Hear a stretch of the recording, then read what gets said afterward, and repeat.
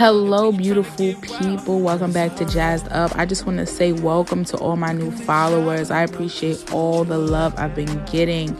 So let's jump into this. So I'm doing some jumbo knotless braids on my little sister. Y'all know I got to make it happen for her. Her hair is on the thinner side, but I was like, sis, I got you. We're going to make it happen.